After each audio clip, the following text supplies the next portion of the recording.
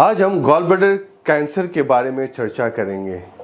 एक common situation होता है कि कोई गॉल ब्लैडर सर्जरी कराने के लिए गया, लेप्रोस्कोपी से गॉल ब्लैडर निकाला, फिर उसको जांच के लिए जब भेजा गया तो उसमें कैंसर आया है। ये बड़ी एक कॉमन सिचुएशन जो हमें प्रैक्टिस में दिखती है, उसको हम बोलते हैं इंसिडेंटल गॉल ब्लैडर कैंसर। ऐसा कोई जब डायग्नोसिस हो तो फैमिली पे सब में बहुत चिंता की बात हो जाती है, पर इसमें घबराने वाली बात नहीं होती है।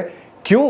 क्योंकि नॉर्मली अगर गॉल ब्लैडर कैंसर को देखा जाए तो बहुत ही एग्रेसिव कैंसर होता है। And those patient who are diagnosed incidentally, that is incidental gall bladder cancer, जो अचानक बाय चांस जो गॉल ब्लैडर को बायोप्सी में जांच में आती है और पता चलता है incidentally, they are the best patient who will do well, because इनमें हम क्यूरेटिव इंटेंट से हम सर्जरी कर सकते हैं।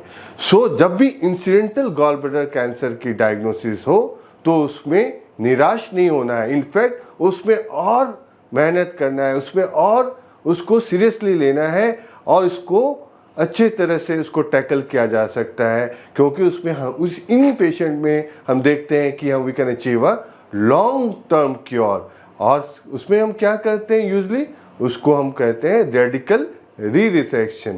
What is radical resection? और we can call completion radical cholecystectomy. उसमें क्या करते हैं, लेप्रोस्कोपी से भी ये प्रोसीजर हो सकता है।